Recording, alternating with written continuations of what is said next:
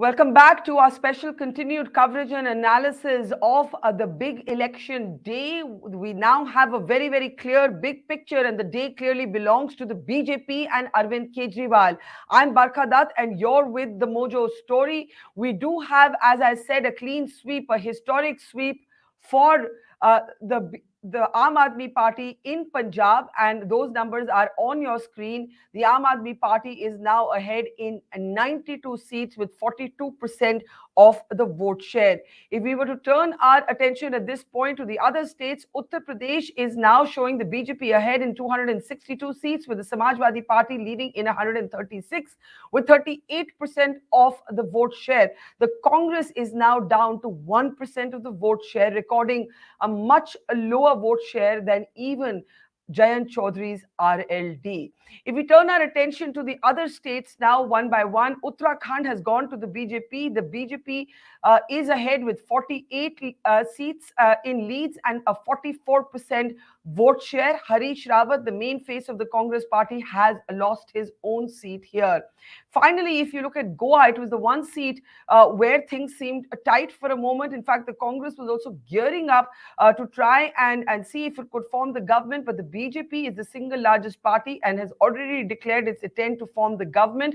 The Trinamool Congress, which looked to Goa to basically expand its national instincts, could not open its account, and its ally, the MGP, however, was able to lead in 3 seats with 8% of the vote share. Finally, Manipur has gone the way of the BJP as well. So it's a four-state win for the BJP and a historic one-state win for Arvind Kejriwal. Now let's go across straight to Trinamool Congress senior leader Pawan Varma. Mr. Pavan Varma spent a lot of time in Goa, where that campaign has obviously not yielded results. He's also had long experience in politics and public life, has a keen sense of politics. So first, Pavan, of course, let me start by asking you about Goa. Obviously, it's disappointed. Things did not go as planned. What do you think went wrong in retrospect? Do you believe that the Trinamool Congress chose the wrong state to begin its journey outside of Bengal in the east? One Uh, second, Pavan. Yeah, right now, yeah. Frankly, Barkha, our expectations were not very high for the simple reason that we had made a beginning in Goa roughly 4 months ago. You will recall that the BJP had been in Goa for almost 20 years when it won only one seat. So, politics is about the possibility of the feasible and the desirable. Why did we go to Goa? The reason is that if you zoom out of Goa and look at the macro situation, you will realize that there is a churn on within the opposition spectrum to find some substitute or replacement for the relentless decline of the Congress. Now, what happened in Goa in 2017? The Congress emerged as the single largest party, could not form a government, and 10 of its MLAs migrated to the BJP. It was the feeling that the Congress on its own will not be able to take on the challenge of the BJP. Hmm. Therefore, opposition parties make the attempt to try and in some ways strengthen the opposition space. I'll give you an example. Hmm. Take for instance Punjab. If the argument was that any party that came into Punjab to challenge, to try and win Punjab, was really dividing the opposition vote against the BJP, we would not have had a situation today where a non Congress, non BJP party has successfully defeated the BJP, whereas possibly the Congress on its own may not have been able to do it today. So, I will therefore, just come. I'll just come to the decimation of the Congress, which I think is evident for all to see today in the results. If there's one big takeaway, apart from the win, the continued juggernaut of the BJP and the ascent of Arvind Kejriwal, it is that. But do you look back at Goa and believe that something went terribly wrong? Because even your unlikely ideologically speaking, your unlikely ally, the MGP, could now inch back to the BJP. The BJP is already, going to be meeting the governor. It's quite clear that it will be a BJP government unless there are some major surprises. Do you believe, Pavan, that it was the wrong battlefield for Mamata Banerjee to experiment in? No, in this larger attempt, Barkha, and that's why I really cannot separate the macro from the micro. In this Okay. larger attempt to reinforce the opposition space, there will be hits and misses. AAP went into Punjab for the last 10 years. It lost badly last time, it won this time. You create a base, you create an opening, you make an entree, you make an attempt. And this time, the TMC has proven that it is a party that has come to stay in Goa. And hopefully, by the next time, we will build upon the base that we have created. It's not as if every time in the first instance you are likely to win. And may I add that Yes.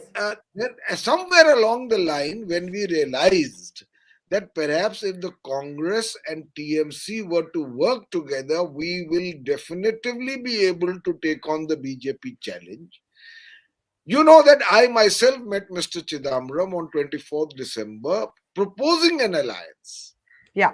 So once again, it was part of the attempt to strengthen the opposition space. But the Congress never replied. And so we have a situation where the BJP, almost by default, in spite of the well intentioned attempts by some parties like the TMC as well, has emerged as the single largest party. So you're saying that the Congress refusal to even ally with parties like yours in Goa, Mr. Chidambaram actually tried to initially deny that, but as you said, you released the details of that meeting. That too has led to a kind of fragmented opposition in Goa, which has only been to the benefit of the BJP, of course.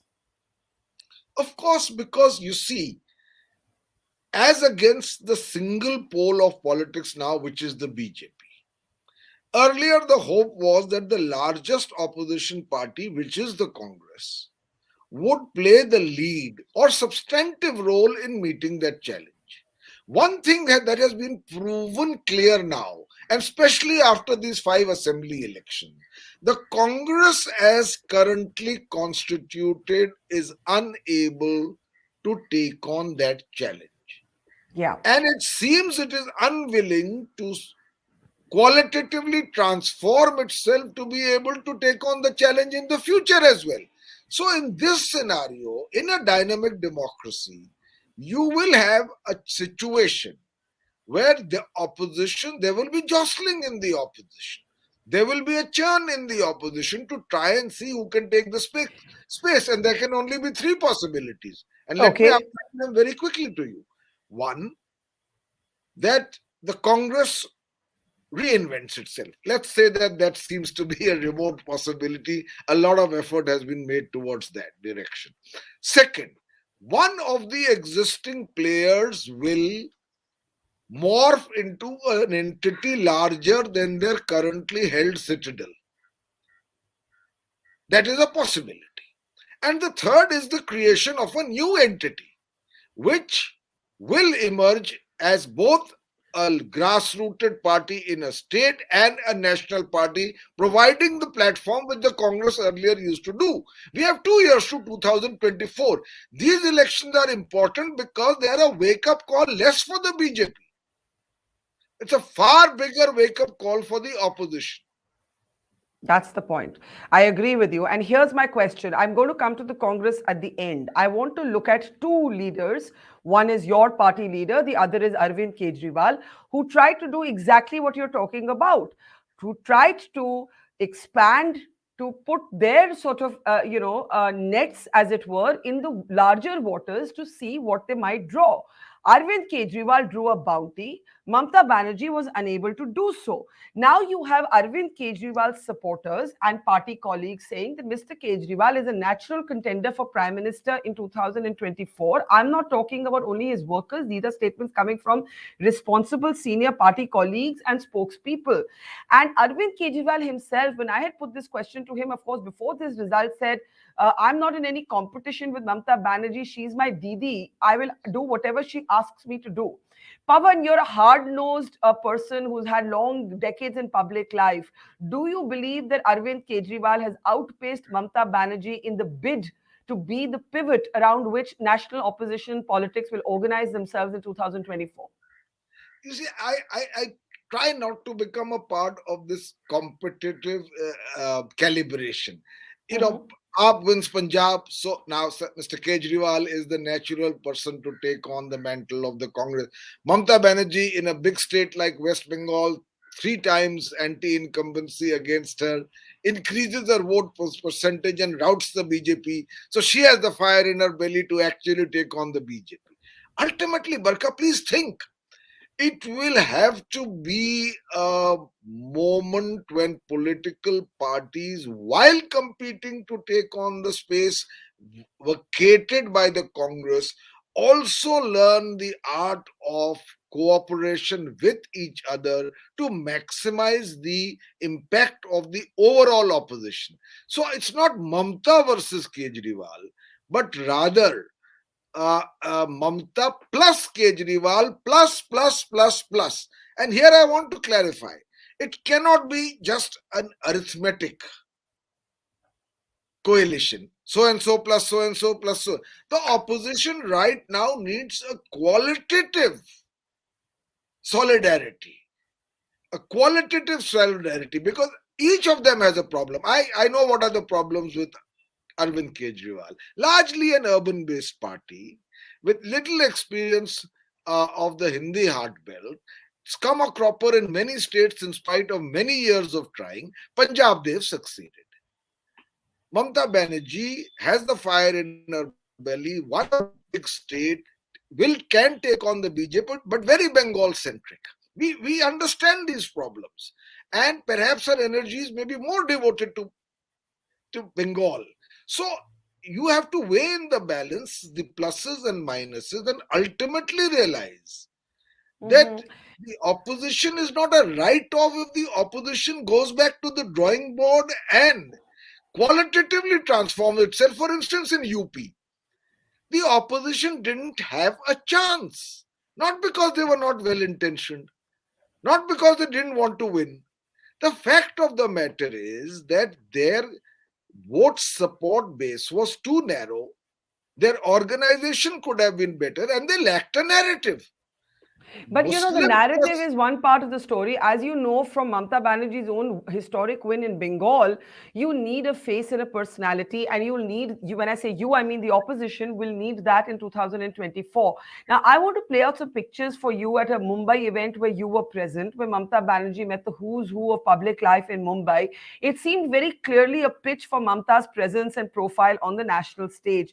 Do you believe after the Goa experiment has gone wrong, Miss Banerjee will take a step back and focus on Bengal, or will she continue to try and grow beyond Bengal?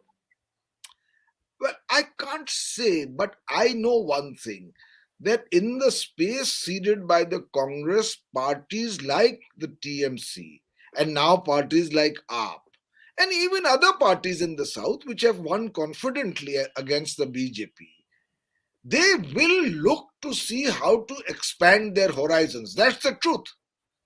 Now, if this leads to competitive anarchy, it's unfortunate. If it leads, on the other hand, for all of them to put their heads together and say that this is how we can collectively transform ourselves into a better fighting fit unit to meet the micro and macro challenges posed by the BJP, the situation changes. So there's no point if Mamta goes into Tamil Nadu.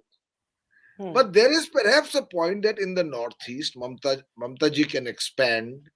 Maybe what we are looking for, Barkha, is something to come up in the Hindi heart belt. Something both new, something powerful, something that can capture the imagination. You're hinting at a Because new party. I think if I'm hearing you right, I don't know whether I should call it a party or a coalition, but something new, a new political entity. why do I say that? I'll take a 30 seconds to explain. You see, so far we have regional leaders who have held their citadels across the country. You know them. In Bihar, it's happened, in Bengal, in Gujarat, in Tamil Nadu, in Telangana, in Andhra Pradesh, in Kerala, and now in Punjab. Where is the opposition lacking? It's in 250 seats in the north and west, Hmm. where the principal opponent to the BJP is the Congress. Now, if the Congress is decimated, or if the Congress today in UP gets 1% of the vote, obviously the opposition has to focus on creating in this vulnerable segment something which is more capable of the fight. So, are you thinking a new party or are you thinking a new federation? What are you thinking? Well, Barkha, maybe we will do an interview sometime later when I think our thoughts will clarify. But you, as a seasoned observer, will understand where Yes, the opposition is lacking. If out of 250 seats in the north and west, a party can win 100 seats, the entire political picture of this country changes. I The agree. BJP is down from 300 to 200. The opposition, with the seats it currently holds, is up from to 270. So, therefore, people need these elections are the strong coffee the opposition needed to smell if it is so inclined to do so. Well, I don't know if it's inclined to do so. I agree with your analysis about the North and the West, but where I disagree with you is that I think that the opposition will have to settle who its face is and not just who its narrative, or I what its agree. narrative is. Do you agree with that? Narrative, organization, face. Remember three things. I Very agree. important. Now let's come to the party that seems to have none of the above, at least as the results go, and that is the Congress Party. There was a time when there was a belief that there could be no national opposition without the Congress. The Congress now down to 1%, despite a high voltage campaign front faced by Priyanka Gandhi Vadra herself. I'm not even right now talking about the decimation in Punjab. The Congress has the lowest vote share of any party in UP, including being routed, Pavan, in the what were once the family pocket boroughs of Rai Bareli and Amethi. How is the role of the Congress now being viewed by other opposition parties? We had a Samajwadi Party leader on the program who said the Congress of Uttar Pradesh needs to disband itself and be subsumed by the Samajwadi Party if it has any common sense. Your comments on the larger role of the Congress and the state of the Congress? The Congress faces a straight choice. And I will say it's not too late even now to pose that choice. The Congress either agrees to fully, completely, structurally, substantially, and qualitatively revamp itself, or the Congress is looking at definitive extinction, where a party of 52 seats but now may end up having 25 by 2024, if at all. So, therefore, if the Congress understands that what it needs is transformative surgery and opts for a band aid, you can't do much for the Congress now, as it is constituted today in its current leadership. Yeah. Can I pick up that last phrase? We already have Sanjay Jha, who's been a spokesperson with the party, calling for a new party president. He's saying Sachin Pilot should take over. This is a wake-up call.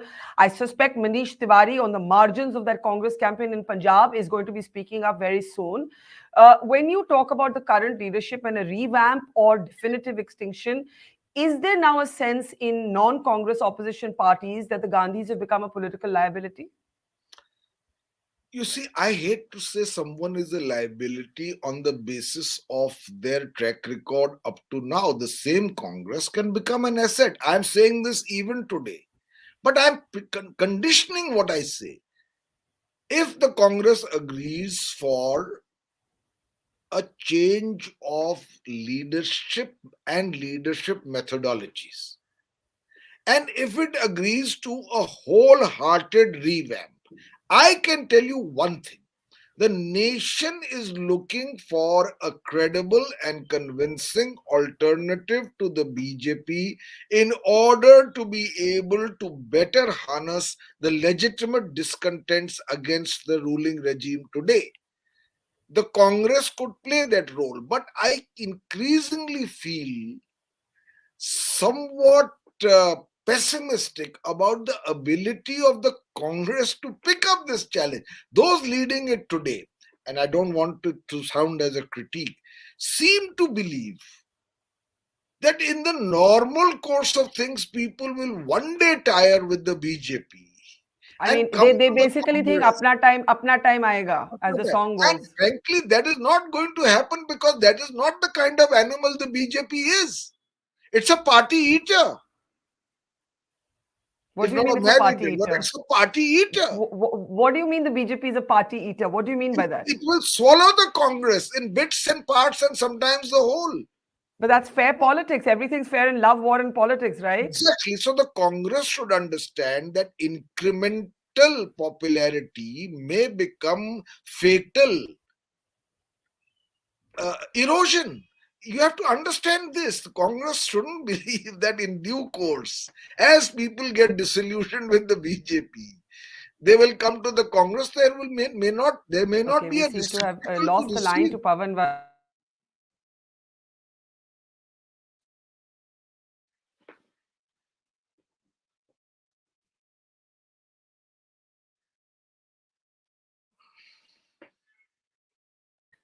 Okay.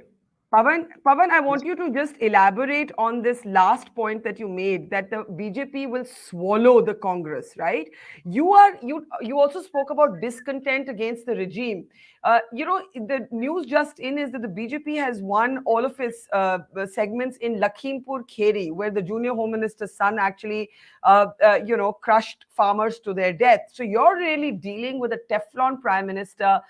Nothing seems to stick to him. The opposition cannot afford to treat the BJP juggernaut as just another political opponent.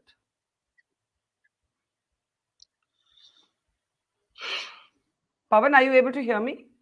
I can hear you, but you were slightly breaking a few Okay, seconds I ago. was just giving you the update that the BJP has even won in Lakhimpur Kheri. So you're not really dealing with a regular political party here as an incumbent. No, exactly. The BJP, in the absence of an organized, credible, strategic, and grassrooted opposition, is invincible. The BJP, in the presence of that opposition, loses. We have seen it happen in states. We have seen it happen just now in Punjab. All you have to do is to try and do it on a pan Indian basis, and at least in those seats where the BJP actually picks up the bulk of its numbers, which is the North and West. I keep pointing to that segment. 250 seats. So you don't have an opposition there. If in UP the Congress has ceased to exist, can you imagine the impact in other states like Rajasthan, Gujarat, Madhya Pradesh, Chhattisgarh? And of course in Bihar, where it's already almost non existent. So something has to happen in this part of our, I mean, this geographical space to create that opposition. Because until then, the BJP has three strengths, Barkha. Yeah. Hindutva. By that I mean political Hindutva, which divides people on the basis of religion in order to consolidate votes. It has hyper nationalism, and it has welfareism, and may I add a fourth, a good record at social engineering. UP has been lost not only because Modi is invincible, but because Mr. Modi spent with Yogi ji 5 years in co-opting the non-Yadav OBCs. Whereas Mr. Akhilesh Yadav came recently, and on the basis of 8% Yadavs and 15% Muslims, such a narrow way sought to win UP. It won't happen. Okay, let me ask you before you go. What is is the opposition demoralized today? Are you demoralized? Are you? You said it's the coffee that the opposition needed to smell. Do you think the opposition will smell the coffee? And if it doesn't, what happens to all of you in 24? You know, like nature, politics hits a void. And sometimes in the situations of the greatest setbacks arises the possibility of change. In 1971, Mrs. Gandhi at the peak of her popularity. Could you have predicted that the opposition will gather steam and by 75 there would be an emergency? In 84, Rajiv Gandhi, 404 seats. Could you have predicted a VP Singh will arise? So I'm saying in politics, never rule out what could happen. But politics requires diligent, careful, calibrated, dedicated, steadfast planning and grassrooted organization, which I'm afraid the opposition has not done so far. Absolutely. And I think you're right that the elections for the BJP are a continuum in power. For Kejriwal, it's a disruptive moment. But for the opposition in general, it is actually the wake-up call. It's the verdict that shakes the opposition more than it shakes the BJP to that extent. Pawan Varma, thank you. Very perceptive conversation. A bad day for the Trinamool Congress, but the hits and misses of politics are the nature of the beast, so to speak. Thank you for talking to us and see you soon. Thank you. Bye-bye. Bye-bye. It's great to see you here. Thank you for watching our work. If you haven't subscribed yet, don't forget to click the bell icon and subscribe to Mojo Story and support independent, robust journalism.